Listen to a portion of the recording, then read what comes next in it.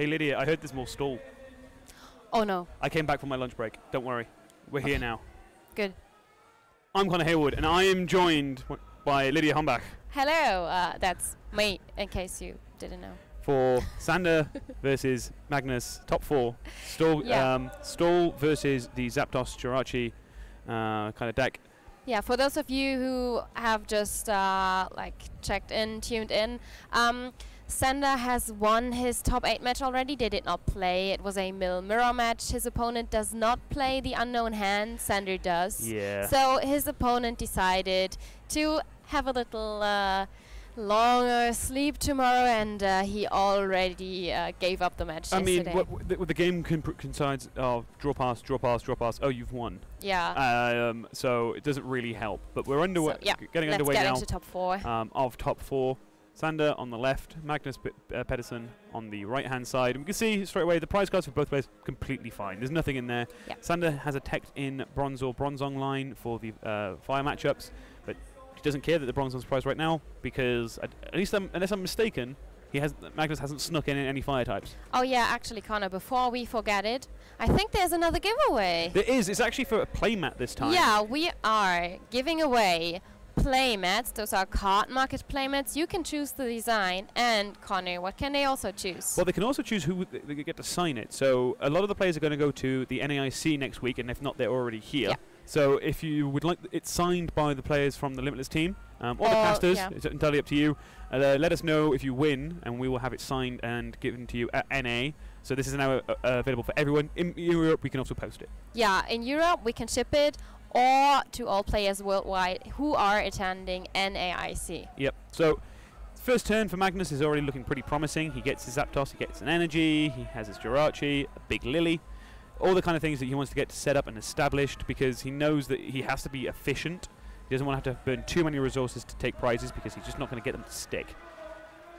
Sander starting with the White Kyurem, another tech that he has for the Charizard, Reshiram Charizard matchup.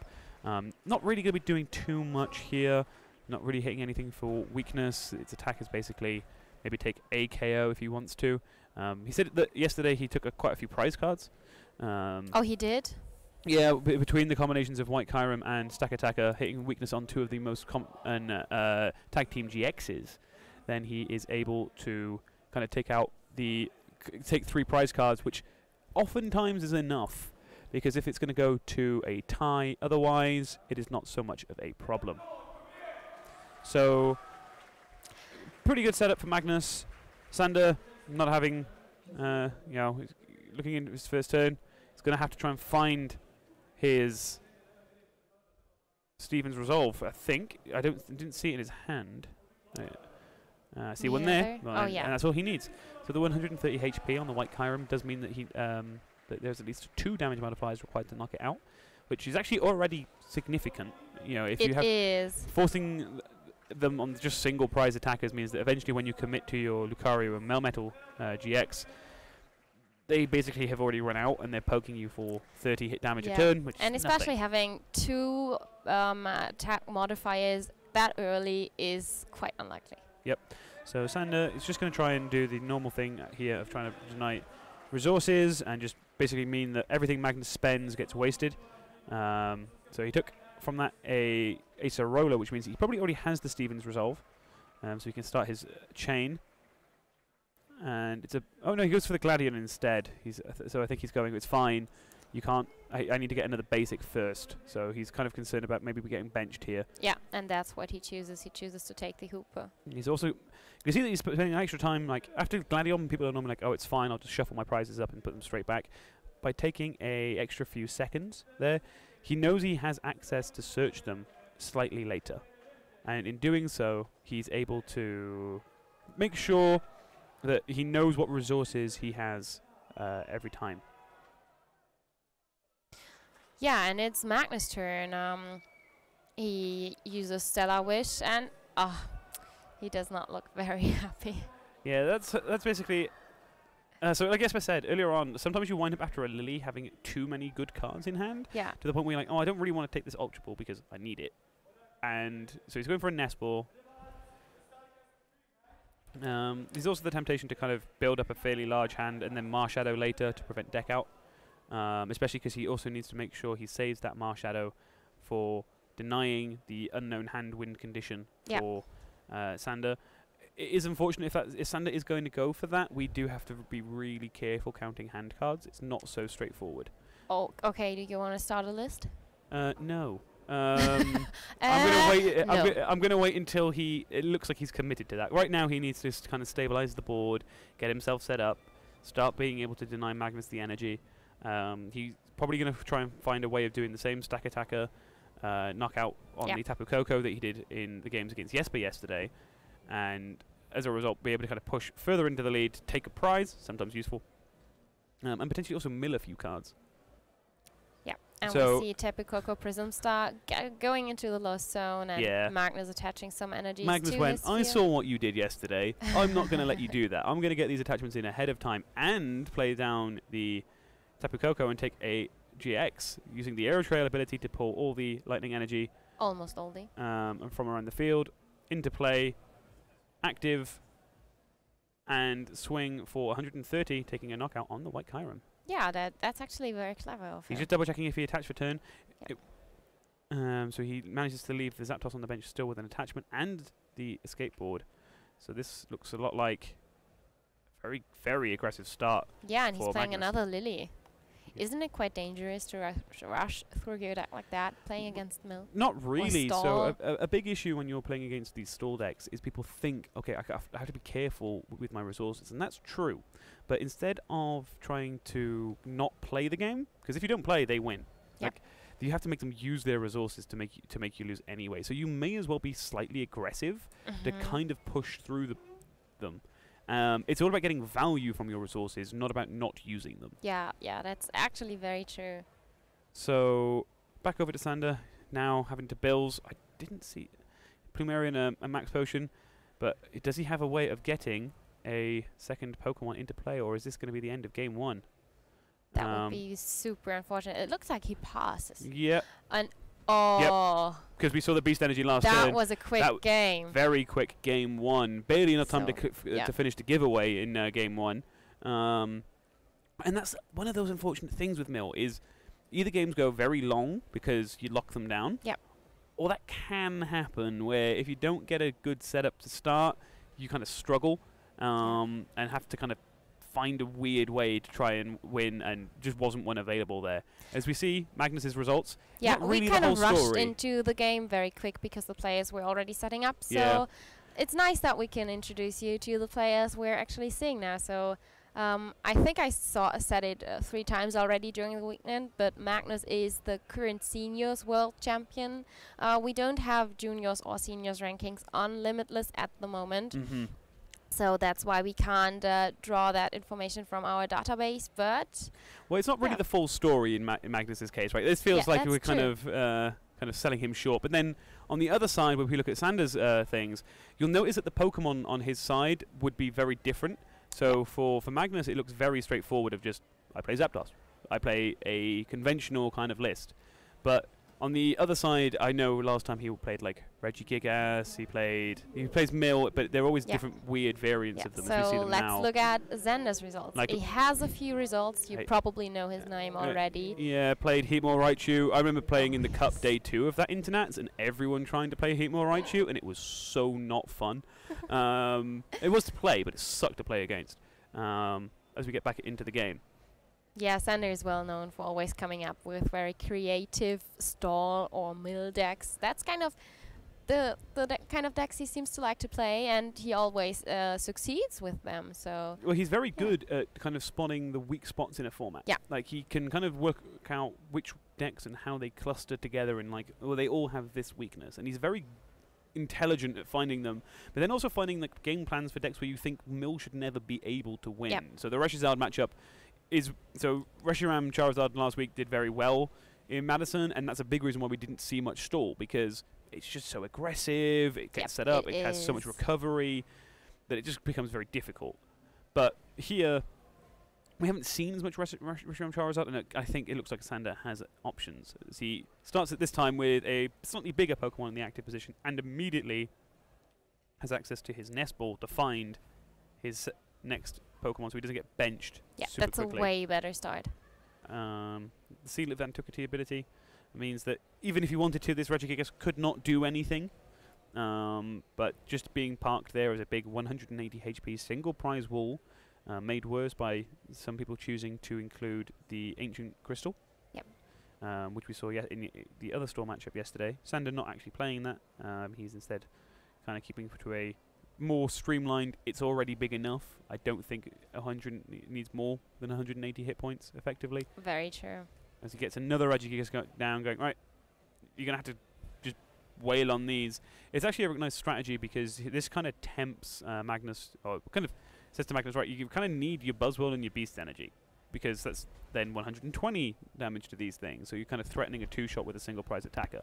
But it's not really required in this situation, because if he does play the Beast Energy, Sander just removes it. He has access to both the Faber and the Plumerias, and as a result, it basically kind of wastes one of Magnus's decent damage modifiers in this matchup. So, Poke Communication for Bills. Yep. I don't know if I saw if Sander had a Stevens in hand, or if he's just going to try and Bills for it. Yeah, he's using Bill. Yeah, so he's going straight into that Bills analysis, letting you look at the top 7 cards of your deck, choosing supporters. Bill is also one of those cards you actually only see in those stall decks.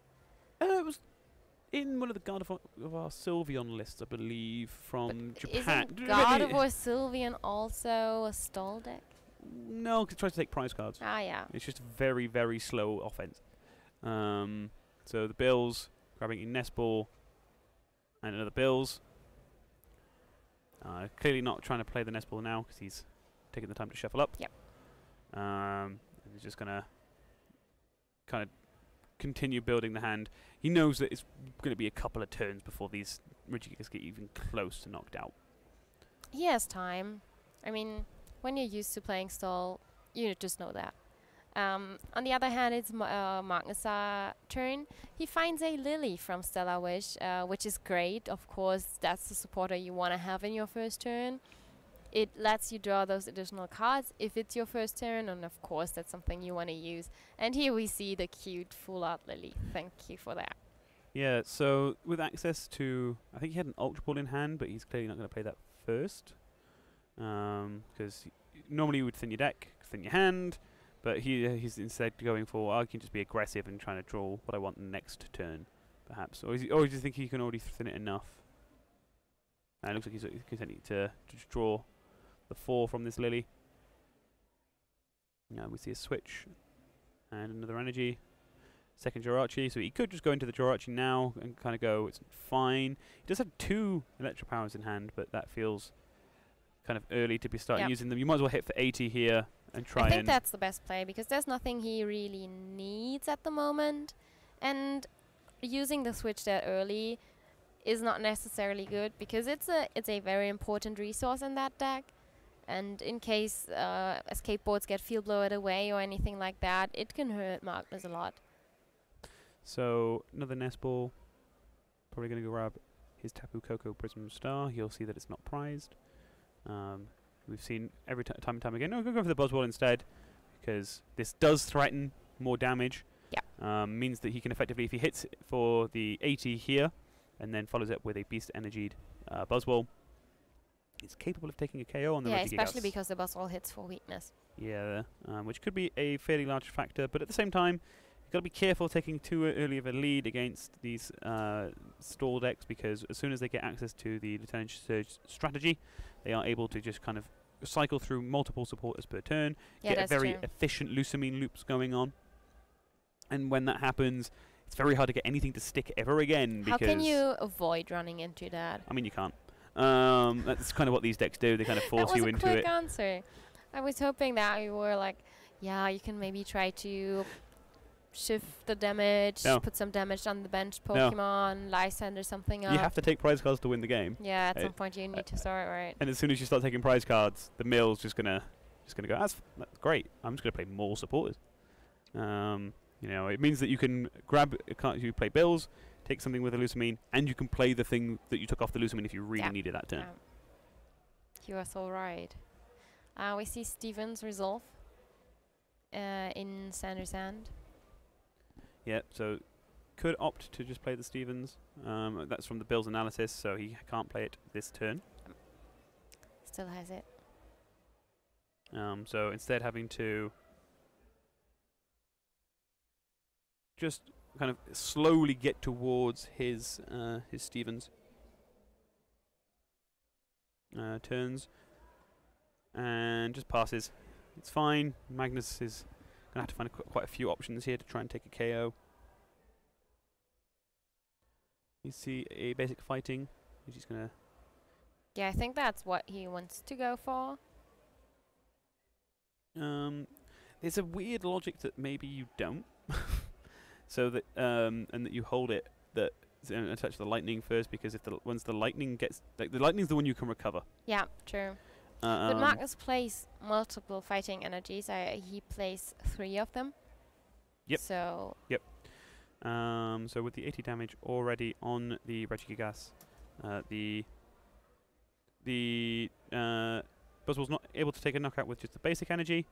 Would have required something a bit bigger. But another 80, 110, that's enough. That's Down the goes first KO. The first Regigigas. But at this point, Sanders' deck kind of goes, oh, we're losing. Great. The counter catches, the counter gains, the counter energy, the Lieutenant Sturgis strategy, they're all now suddenly an option. Yeah. So let's go. And speaking of the devil, there he is, Lieutenant Surge. And the Plumeria. Down goes the energy. Stevens. Yep. I mean, it's a pretty straightforward turn. As soon as you go behind on prize cards with Lieutenant Surge's strategy, you get to play up to 3 supporters in that single turn. Yeah. They do not stack because it is up to 3, not 2 more. And what we saw is using 1 to remove a resource, and a second to grab a load more for yourself. Really helps tilt the card advantage that these store decks. Basically, that's how they win. They get to the point where they have such a card advantage that you can't really lose anymore. Yeah. So yeah, card advantage is usually not a big thing in Pokemon. I got once a quick introduction into Magic, and the guy who told me how everything works tried to teach me that card advantage is a giant thing in Magic. We usually don't have that in Pokemon because we have so much shuffle draw or discard draw support, or just draw support in general. Yeah, explaining to people the cards that we have in Pokemon, and then they're like, wait, what? That's allowed? And that's not like the most busted card in the Pokemon? Like, oh, that's not even close. Like, we have some ridiculous cards. But an Ultra Ball for Magnus, actually this would have considered one of those busted cards, actually. Yeah. Other card games don't really have that so much of a search engine. Pokemon feels very fast compared to other games. Even though I don't really play other games a lot, so please excuse me if I'm wrong. So, Ultra Ball. Let's just see what he's considering here. Hand's not very big. So he's going to get for a Marshadow. Or is he? He seems very unconvinced. He's playing the Marshadow. Well, at least he's going for the Marshadow. He hasn't played it yet. So that's his only hand disruption card, right? Mm-hmm. And as soon as it gets played, the unknown hand is technically live. But goes for Lily before. He wants to try and find resources before disrupting. Finding the time to disrupt during the Stevens chain is very important. You want to do it as soon as you can into that Stevens chain most of the time, so that they don't get to build the advantage for too long, and now you're going to put them down to 4 cards where they have to find another Stevens advice. And there comes the Marshadow. Yeah, and Sander exactly knows what that means. It means he needs to find another Steven, but it also means that now Unknown Hand is a win option. If the game gets to go that long, I don't know if it will. You know, Magnus is trying to take prize cards, and he doesn't play that much energy. He plays 3 fighting, the 5 lightning, and 1 psychic alongside the beast energy Prism Star. So it's not as if he has tons of resources to get run out of. And there we actually have the unknown hand. So in case you're not that familiar with stall decks, unknown hand basically says if you have 35 or more cards in your hand, you win. Yeah. So oftentimes I find that when you're trying to work out how many cards you have in hand, it's sometimes better just to work out the cards that aren't. Because you basically have to draw your whole deck to more or less to get there. Yeah. So you just look at the cards in play, and the cards in the discard pile is normally quicker. But we see the Thunderous Assault 480 after retreating that Jirachi, a Nest Ball, a Max Potion. I think I saw a Lucario Melmetal GX in Sander's hand as well, but he doesn't have the energy to make use of it right now to use the GX attack. He doesn't necessarily want to use the GX attack here. He'd rather try and save it for if Magnus has to try and build up a swing around attack for the Buzzwole and try and remove multiple energies at once, or maybe to kind of take out a Tapu Koko that, GX that comes into the active. But here, instead, he's going to have to be forced to, you know, we only get some value from it. He's going to go for the Hooper, and again, 120 HP. It is immune normally just to GX attacks, but 120 HP, it's still awkward for decks like Zapdos to deal with. Yes, it is. Forces Magnus to have the Beast Energy in hand. Yeah, it's quite unfortunate. But again, Hooper also weak to fighting, so Buzzwole could be a very important Pokemon in that matchup. Yeah, so we see a Gladion. Just going to grab the... I think that was in Ancient Crystal, so I must have misread his deck list earlier on. He's playing exactly one copy of it, with access to things like Stevens and other search cards like that. Playing one-ofs and is fairly straightforward. So we now see the Ancient Crystal, so it takes 30 less damage, as well as already being 180 HP. Effectively gives it 210 HP for this turn. If you then also manage to time it so that you have this active after the Lucario Melmetal GX attack, it's taking 80 less damage for a single prize, which just means that they have to spend an awful lot of time hitting their head against a Ancient Crystal wall to try and knock them out. So, see the fighting energy now, and a second attachment to the Buzzwole, looking like it might well be going for a swing around at some point.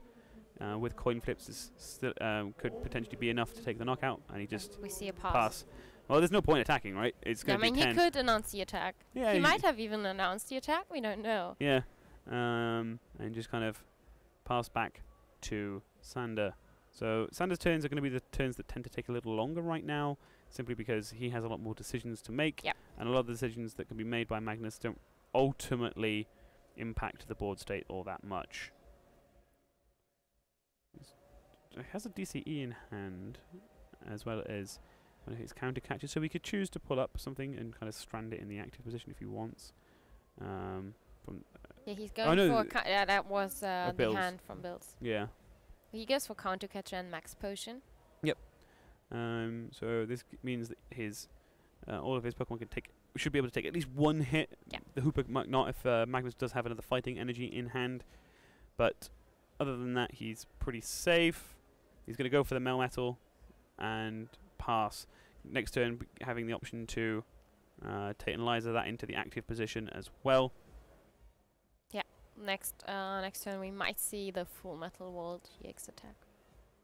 And it's a Viridian Forest straight away to guarantee that fighting energy. Yeah, there it is. So Magnus clearly having somewhat of a read that Xander doesn't just have the DCE. Yeah. Because otherwise this is quite a risky kind of play to make. Taking another prize card, he has to do something. Yeah, that's true. The only way he wins this game is by taking these 6 prizes. There is an argument that because he's already won up in this series that he doesn't have to rush so much to try and take these prize cards, but the you longer take them he when waits, you can. the more Sander's an advantage. Yeah. The bigger his hand gets, the more resources he has access to, and you really do need to be taking the prize cards as and when they are available, not just like sometimes you when you're playing like a quote unquote normal kind of matchup where there's not a store deck on one side. You can kind of say, oh, maybe I don't attack now because I don't want to risk my attacker getting responded on. Here, he doesn't really have that luxury. He does have the Stevens, and he knows that this... he's just going to Stevens for it because he knows there's no way his hand gets disrupted because there's only one copy of the Marshadow in Magnus's deck. and he might as well guarantee himself a full metal wall. He also already had the counter catcher, so as long as he can get the Lucario Melmetal GX back into the active spot, he can guarantee that he always has all of the KOs. So all of the energy removed from that Buzzwole, leaving only one fighting energy left in Magnus's deck, which means that it's basically prodding for 30 at a time with the Sledgehammer, basically removing it as a threat. Yep. So Sander taking a bit of time, thinking what he's going to do. You can see in his face the gears in his head are moving. Yeah. Well, because a lot of the time you want to be, you got to like remain about a step or two ahead of your opponent. It feels like you have to be kind of, well, I need to have a play around Escape Rope. I need to have a play around all the possible cards, because there's a lot of switch effects in Magnus's deck that you have to be wary of, and the damage modifiers. So at all times you kind of have to stay one step further ahead than your opponent does. I think Magnus is having read the Regigigas, has now decided that the Mars Shadow could be an attacker with that Psychic Energy Search. What does it actually do?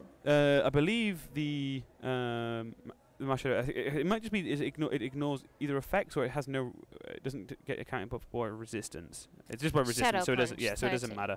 That was me misremembering the text on Shadow Punch. If it was just ignored effects for 30.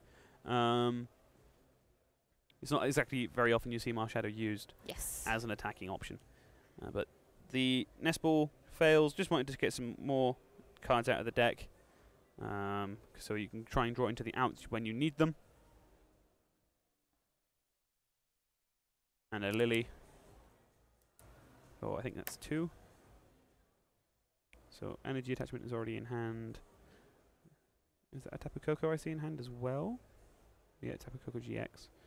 So could try and go for the Tapu Koko GX knockout on the active White Chiron. He decides to go for another Stellar Wish first.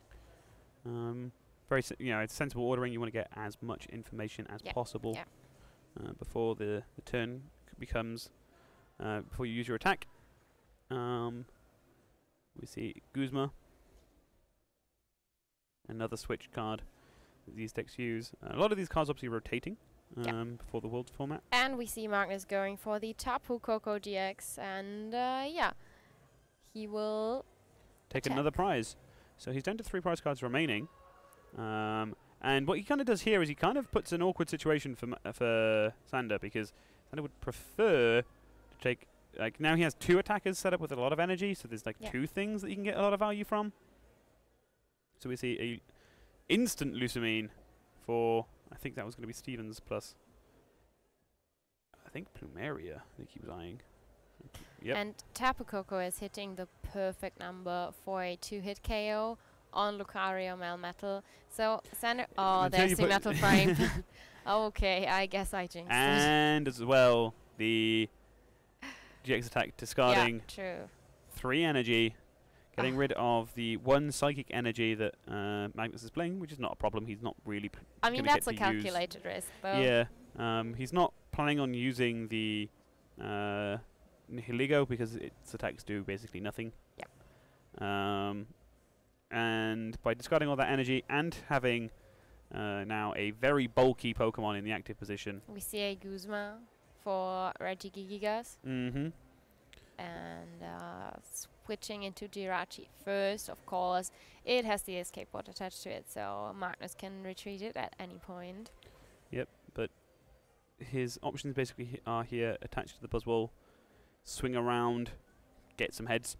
But now, with the Full Metal Wall, for taking a further 50 damage off the damage that Lucario Metal is going to take, it's going to be... oh no, it only plays the Metal Pokemon, right? So it's fine.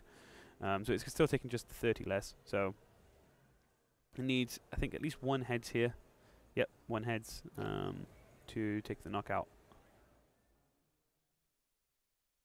I think that was a tails, and that was a heads. So yeah, that must have been a heads. So it was enough.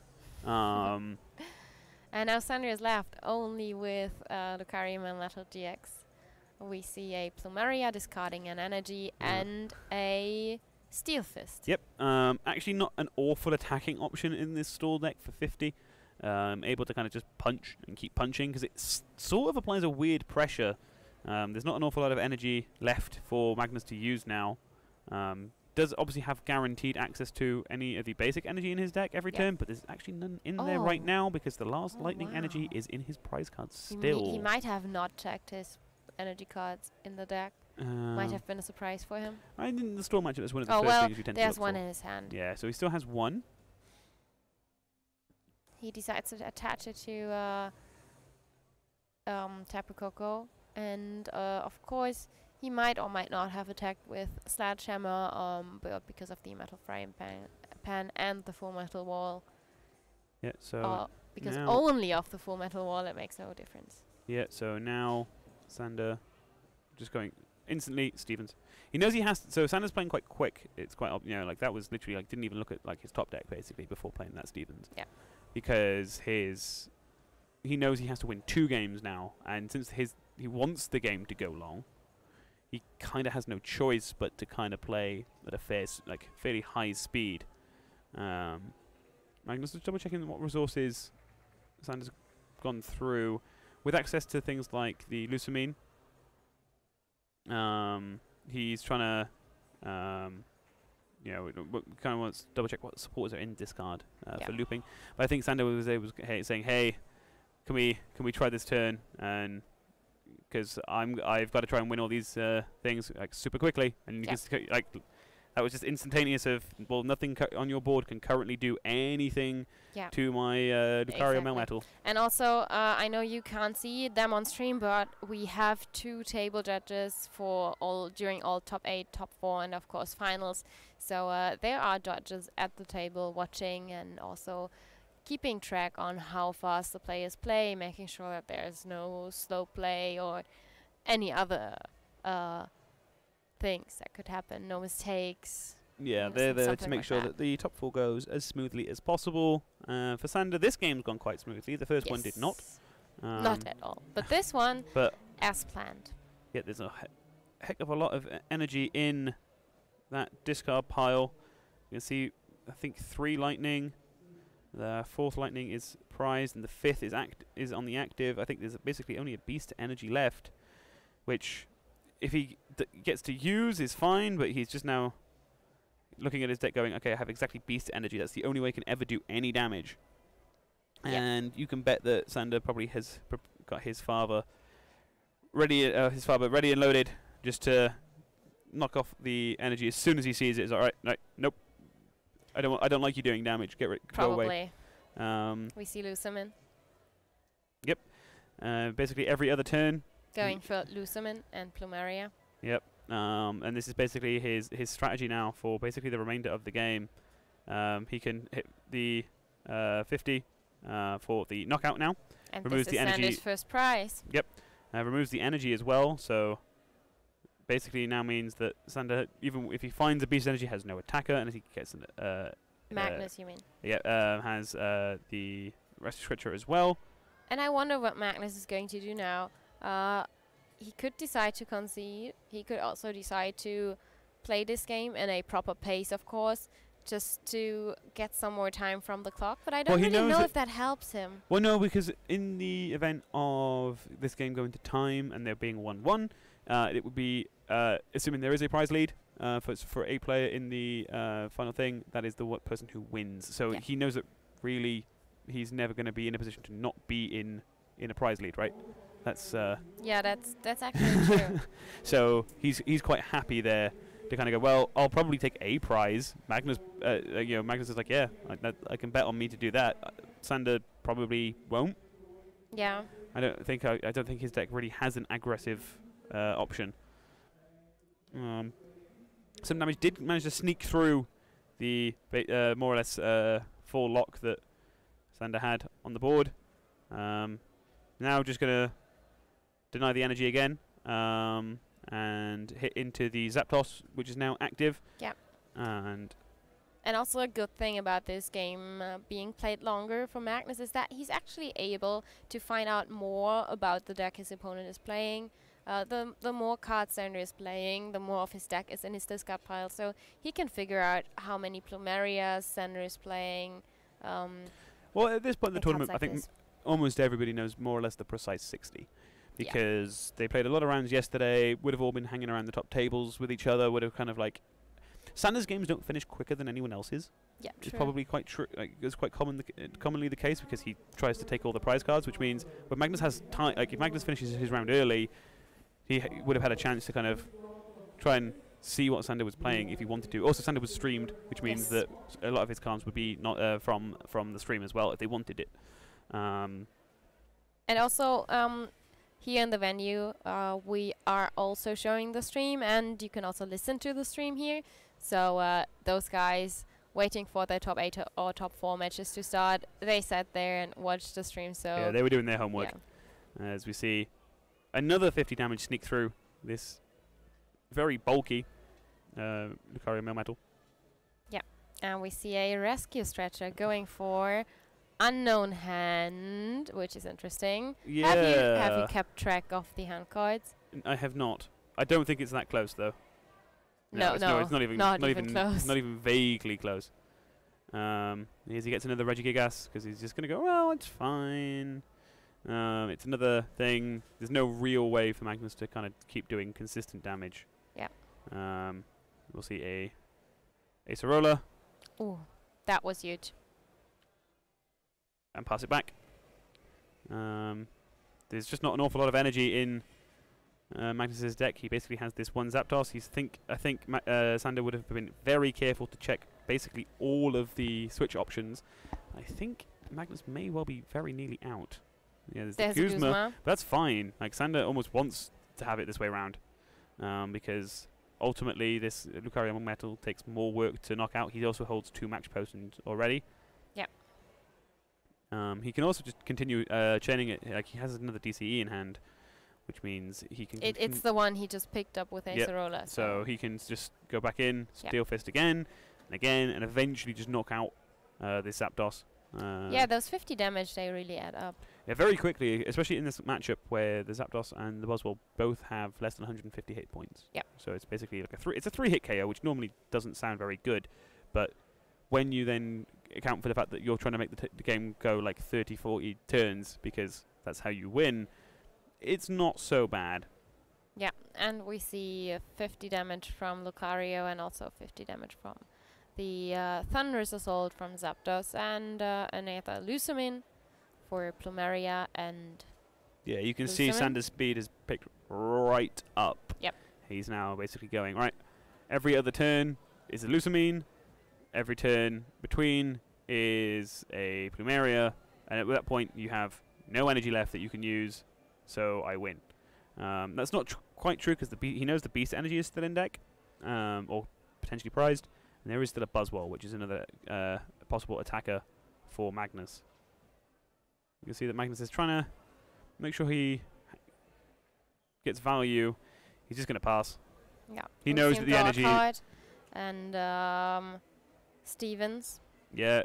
So here he knows that the energy is kind of probably going to get knocked off. So there's no point attacking. It's not doing any damage anyway.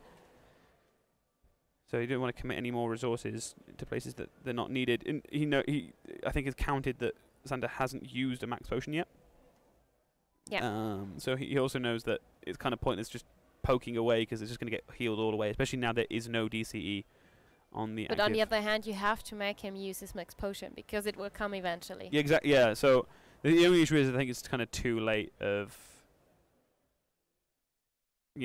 This game has clearly there are basically there's no way Magnus can have the damage output consistently enough for enough turns to be able to make to take knockouts. And we see Magnus pass. Yep. And it's just going to be a DCE 50.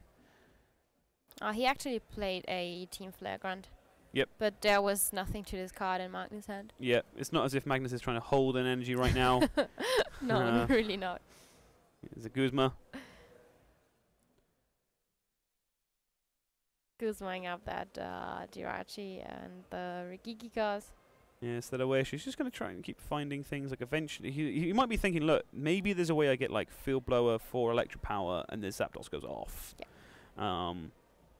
But it seems unlikely. The Skull Grunt, because there were no energy in cards, had no effect. But it does. I need to correct myself. It's Team Skull, not Team Flare. I'm definitely living in the wrong generation. But on top of that, even if it doesn't hit any energy from its effect, it still gives Sander information of what Magnus is playing with.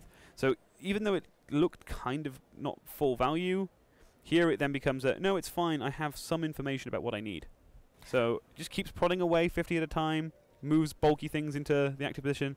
We still see at least one switch option for Magnus. It's called Switch. Oh. It's a quite new card, right? I mean, in terms of how often it's played in this format, it feels like it. It was not played for a long time. That's true, but that's because there are so many other switching options. Yep. And you can see that now Sander's hand is starting to ramp up in size. Like, it might well be that he actually gets to win the game instead by just taking these supporters every turn and kind of going +1 card to hand, plus his draw every turn, and eventually he might even get to the point of unknown handing. Yeah. Or just taking all of his prize cards at this speed.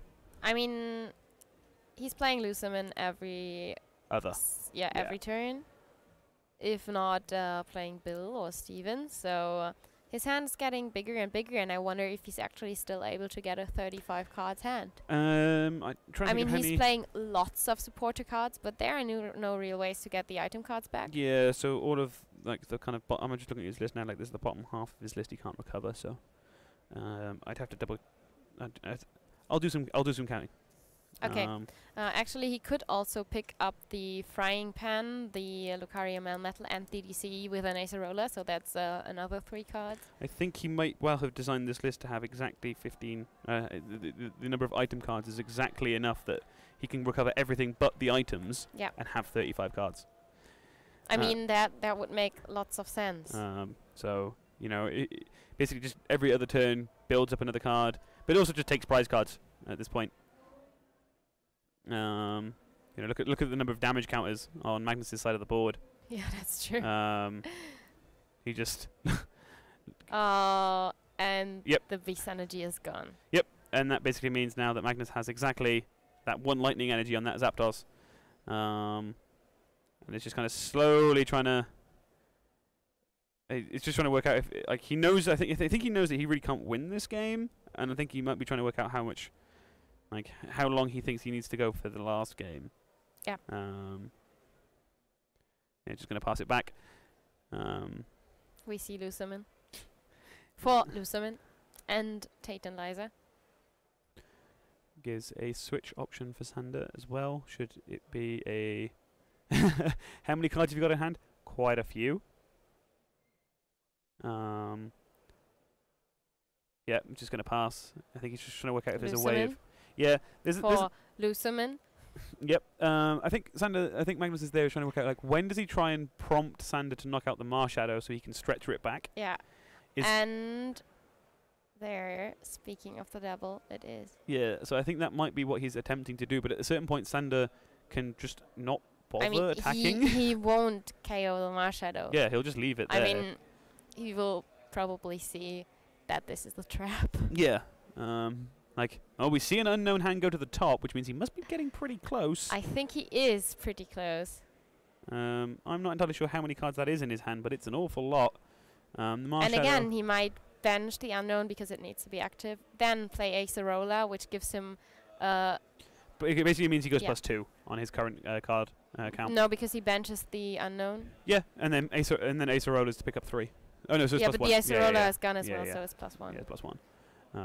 So when he gets to 34 cards, I'm sure we'll see him just jam those forward as a... just do it. But we also see him play a counter catcher. Yep, just takes the knockout. Goes ahead in prizes now. That's also more cards.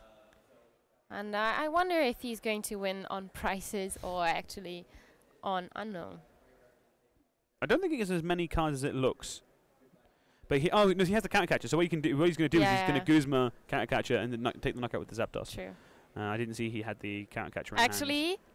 He's going for unknown. Nope. Guzma? Nope. He's going to counter catcher retreat and take the prizes instead. Yeah, true. it's actually like the lightest, the lowest retreat cost Pokemon he has in his deck. So Sander evens up the series at 1-1. Very long but very interesting game 2, where he basically kind of took out the resources just early enough, and then tried to, realize that he wasn't going to win by milling his opponent out. Also, Magnus forgot to pick up his prize cards, so someone might remind him that there's no mistake with that. Prize cards should be shuffled into the deck, so that's definitely important to notice. Yeah, can happen because for one of the players, the prize cards are on the wrong side. So he got reminded. He will shuffle them back in.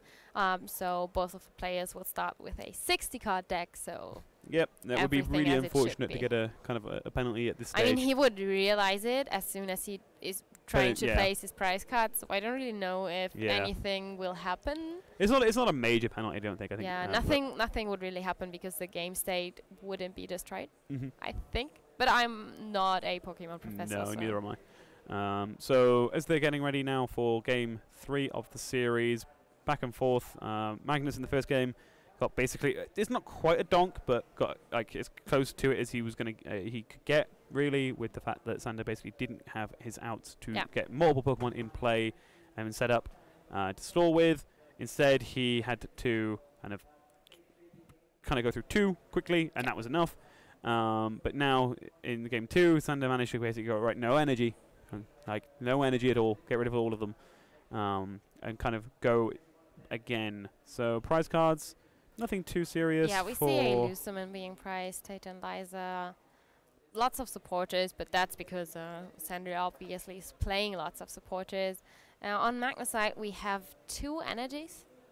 Beast Energy and Lightning Energy, which is kind of unfortunate. Yeah, the Beast Energy is actually quite a big deal because it means that the Buzzwole is not actually doing much. Yeah. Early, it still hits for weakness, but it's now not. It's not doing 120. It's doing 60. Yeah. And one of these is bigger than the other, and is the number that Magnus would prefer the attack was doing, especially with the Regigigas and the active. It also means that he can't take a one-hit knockout on a Hooper by using the Beast Energy and a Sledgehammer at any given time until he gets to it. But I'm trying to remember which way our prize cards are around. But I don't think that's one of the ones he would take early. I think we start on the left. That's a very hard question, but I was trying to say I think it's the second one he will take. Okay. So not an awful looking hand for Magnus. He has the Nest Ball, which means he's probably going to get his Buzzwole. He's going to try and get his attackers set up. The good thing here is that most of his attackers are only single prize, which means he doesn't have to attach to them ahead of time. He can just attach the turn that he plans to attack with them, which is extremely useful. I mean, it's the strength of the Zapdos deck. Yeah, that's what it's all about, is that flexibility to choose your attacker the turn you want it to be your attacker. Yeah. So by having the choices available, he wants to have kind of all of his things out. He's making sure he does a thorough prize search here. I think probably double checking that Beast Energy being prized. Yeah, he's probably checking all his energies. It's his first deck search, so most of the players take a bit longer during the first few deck searches because they want to check for their prizes. Yeah. Also, worth noting that the Shrine of Punishment he's playing is prize. He's playing a one of it. So that's one less kind of way of getting some damage onto the board if there is a Melmetal. But again, it's the first prize card he's probably going to take, so he should have access to it pretty soon, actually. It depends very much on what Magnus has in his hand. We haven't had good luck yet, but if another we see Nest Ball. Another Nest Ball. Yeah, he's valuing that Buzzwole a lot. I mean, it helped him massively during the first game. Lots of Sander's Pokemon are weak to fighting, and they can put on a lot of pressure on Sander. Yeah, and by kind of having that as a threat, it kind of says to Sander, look, you really have to deal with it. But the other thing is that its second attack, all right, swing around, it requires some coin flips, is actually its most efficient damage. It's like the only consistent damage, which means it doesn't have to keep burning more resources. Yep. But on the other hand, it requires 3 energies, and Sander's deck, as we've seen, is quite good at removing them. Yeah, especially when you get the turn 1 Stevens Resolve in your opening hand in the deciding game of the first match of top 4. I hope everyone got their giveaway entries in nice and early. So now Stephen's Resolve, searching 3 cards, and end your turn, which is really not a problem if you don't plan on attacking basically ever. Yeah. And we saw that at least one of the cards that he took there was his second Stephen's Resolve. He's playing 4 to give him the best outs to opening the card that he physically can. And the Jirachi stays asleep. It doesn't really matter what he has on the skateboard. It doesn't matter at all. So he's just going to go straight into a Stellar Wish. And I think that was mostly energy in that. Viridian Forest. The Viridian Forest is a fairly important card, as we saw in the other game. Yes. Just the fact that, first of all, it lets you search your deck every turn, which means that if you're trying to map out your game plan, you can always triple check, quadruple check, because that's what is left. Every turn you can go, well, this doesn't seem like I have everything I need. Maybe this other line. Yeah, it makes it way easier to plan a few steps ahead, because you don't always have to remember. But it's also a case of, it means that he never doesn't have energy after it's been denied. So even if Sander does manage to remove them with Plumerias and Farbers over and over again, it's fine, because eventually, because you can only remove energy every other turn, and with Viridian you can search 1 every turn, you just have a slight advantage. But you need to use your energies before they're gone. Yes. We need to get a lot of value out of them instead. True, true. So it's still Magnus' turn. He's retreating, and we see the first Zapdos attack. Yeah, 80 damage straight away. Frying Pan. All the items basically say, no, I don't like damage. Damage has been removed by Max Potion. So damage has been removed and reduced for both of these Pokemon. Yeah. And as a result now, Sander's like, all right, great turn. Really like what you did. Do it again. And with having access to the Stephen's Resolve, he can basically find the 3 cards that mean, no, seriously, I really like what you're doing. I need more of this. Yeah. Actually, can we have the scan of Metal Frying Pan, please? Yeah, reduces by 40. Reduces by 40? Yeah. Okay. This is why I get to cast these store games. 30. 30. Oh, I'm wrong. Yeah, so you see, because I was wondering, it's 30. Yeah. So clearly need to do more homework on stall, much to everyone who I play on Ladder's appointment.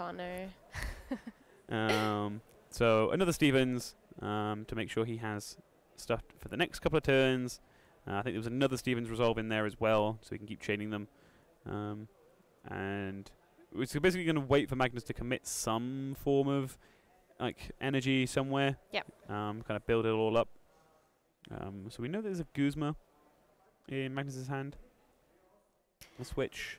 But I wonder if you really want to Guzma up that Lucario Mammoth. You really don't, because because actually you want to avoid being in the need to KO it. Yeah. I mean, it can be good if you can try and get to the KO easily. It's 3 prize cards. Yep. But it's a lot of work you have to put in there. Yeah. And this Lucario Mammoth Tag Team GX is bulky. Just a bit. So I mean, with the Metal Frying Pan and after the GX attack, it takes so less damage. Yeah, it's 80 reduced. But goes for the Guzma. Gets to put the Jirachi into the active position. Stellar Wish again. Doesn't want any of them. Decides that these are resources that he'd rather save for later on. And now we'll probably push back the Zapdos into the active position and take a knockout. Knockout? To start taking some damage, sorry. And that would be very big Zapdos turn. For 50. So I was thinking if I really missed something that huge. You would have to play 8 or something, 8 electric powers or something. So Lusamine gets rid of the fighting energy. That hurts. Yeah, so that hurts. We saw last game that was kind of Sander's priority, was to remove the fighting. You can leave the I mean, we saw in the first game what happens if you don't. Yeah, he very quickly kind of get knocked out. Those are knockouts. This time, if you leave them all. The psychic energy is also a decent target. Yeah, and we see Viridian Forest going for a new energy. Yeah. This time deciding to get a lighting energy. Looks like it. Oh, he's trying to decide what he wants. He does already have the psychic in hand, so he can. Like, he doesn't really want to commit more fighting because he knows that Sander's just going to target them down. Yeah. And once he's out, he only plays 3 copies, so the fact that the first one's already gone. But he also might bait Sander in targeting down the fighting energies so that he can save his lightning energies. Yeah, perhaps, but I think the main problem that he's going to run into with that is he needs to keep attacking with something that's doing a little bit more than 80 a turn.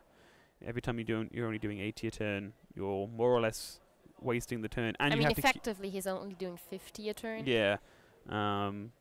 And as soon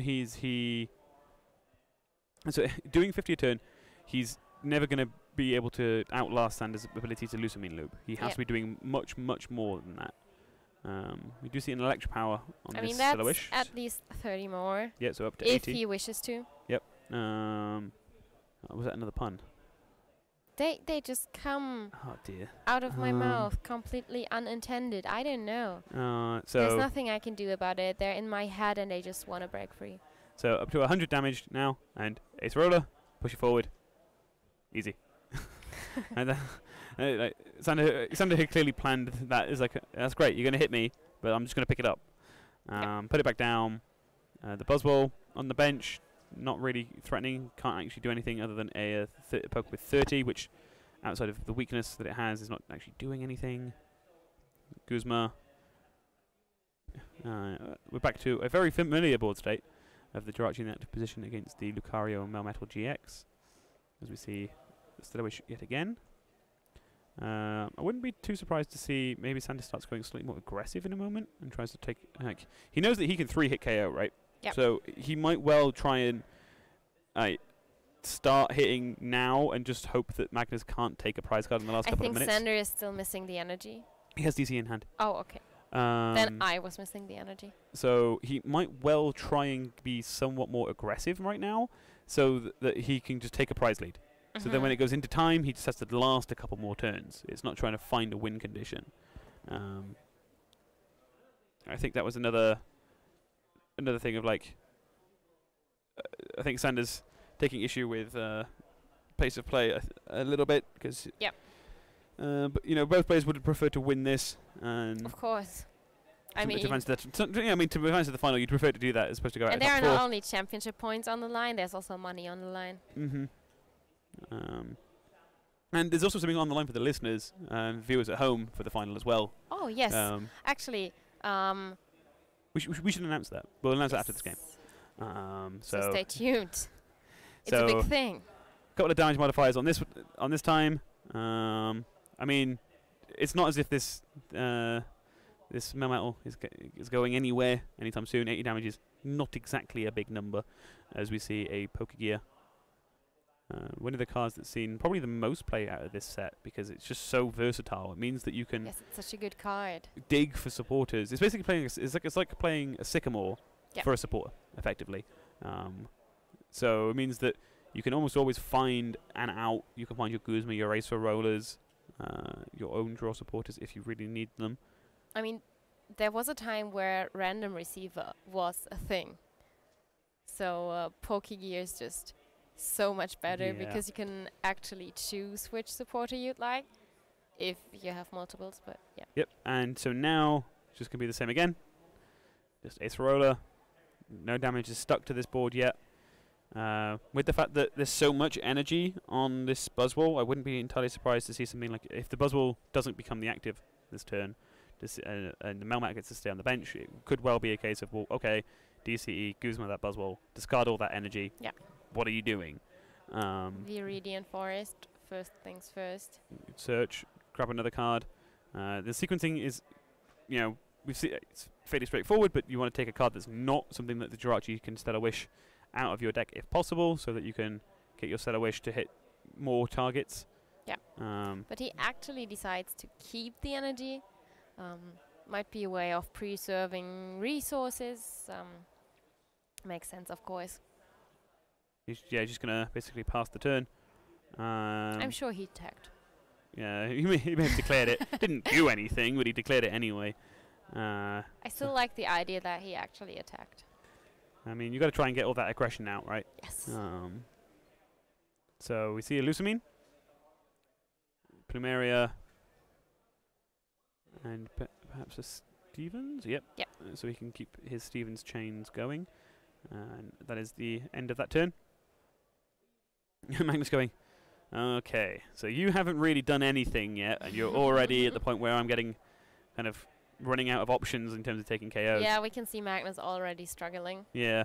And I mean, Sander knows that he needs to play very careful to not get behind in the prize race, because this match won't finish. We have only 10 seconds left. Yep, so as we hit time in the thing, it's basically going to go down to a sudden death. Next prize wins. Yes. And it's time.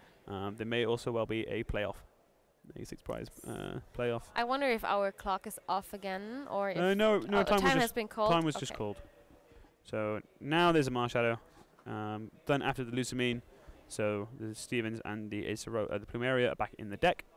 Sander is probably not too bothered about that because it means he has a chance to just draw back into them anyway. There's now also a Tapu Koko GX, which is way more important, worth noting. Yeah, so the Tapu Koko GX in the active is still fine though because it's only 130 damage. Yeah.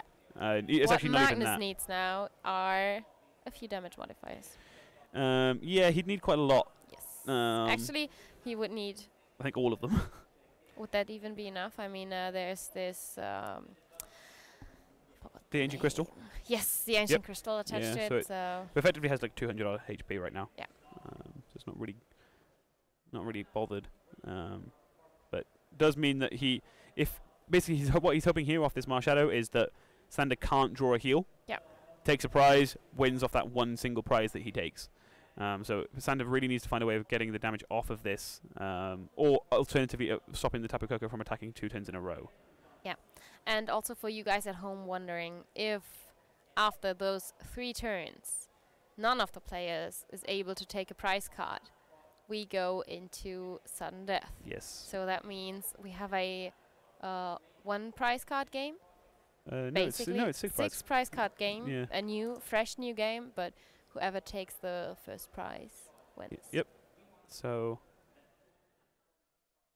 the damage on the Wojcik, Sander's just trying to work out if he wins or loses to that. So in this case, it's actually because there's no prizes taken. They keep playing. We've just been told. Oh. So we've been wrong. There won't be a new game with sudden death. They will just keep playing until any prize has been taken. Yeah, it doesn't look like Sander had a way of healing, which means that he's just going to have to do this and hope that Magnus doesn't have... You saw Magnus's eyebrows go up there. Does he have it? Does he have the out? He knows that he can hit at least... he has, 100 damage, which is not enough. He needs 1 damage modifier, but if he can find it, he can win. Oh my god. And you see Magnus really trying to keep up his poker face. Yeah. But actually, there's no need to anymore, is it? Well, no, you still do. You still try for it because since they're going to be continue playing until someone takes a prize, you don't want to give away that you think you might win, because especially not while he's Sander's still searching. This is a mistake a lot of people make against Mill, is they get frustrated and just start taking their turn while people are still searching their decks, which means that what you do, people can just in theory change what they take from their deck. Very true. And also time has been called, so Sander can take all the time in the world to figure out what cards he needs. Yep. He is turn 1 of time. Magnus was turn 0. And he is going for Lieutenant Surge, assuming that Magnus might knock out this Regigigas. So, does he have it? I don't think he had it. He has a choice band. It's a choice band. This does not add any damage to Regigigas. He has electric power. He has Nest Ball. Actually, no, he oh yeah, yeah. I was just trying to say that he's not allowed to play netball, but yes, sure, he discarded it. I think he had an electric power, did he not? I don't know. Why would he not play it if he had it? There's Lily. Yep. Sends his deck out just to make sure he has enough. So it's 130. And it still looks like he hasn't found it. So it was enough anyway. Yeah, it was enough. Oh yeah, of course. Because it just does reduce damage. It doesn't effectively give him more HP. So Sander's now hoping to find an energy, but he now has the so Magnus now has the prize lead. Yeah, so Sander is able to use his Lieutenant Surge. So after this Lieutenant Surge, he's still allowed to play 2 supporter cards. And we see White Kiram. Come in, take the knockout. Using the counter catcher count again to take the knockout for 170. Takes the second prize card, and that is enough to put him ahead on the last turn of time. Oh my god, that came out of nowhere. Yeah, he must have known it was prized, so that's why he took the Gladion. Very, very good play, using the Freezing Flames in combination with the counter energy to take the knockout. So very well played, Sander, seeing that play right at the death. And that makes Sander advance to the final. The finals. Yep. I think that's actually his highest placement so far. It might well be. Yeah. But also, on top of that, should we mention what the prize is for the final? Oh, yes. I mean, we still have another top 4 match to show to you guys, but we start getting the word out there now. So we've been told that we have 2 tickets to a DreamHack of your choice anywhere in the world this year. So 2 tickets for entry for you and a friend that we can give away as part of the pick'ems for the final. So if you get the choice right for the final game, there is a chance that you get to win those prizes. Yeah, and I think those are pretty awesome prizes no matter where you live. Check out the DreamHack website. There are lots of different DreamHacks in the US, in Europe. I'm not quite sure whether they are on any other continents. I have no idea. But yeah. We'll go straight to so we're going to have a quick break, and then we will be back for the second game of Top 4.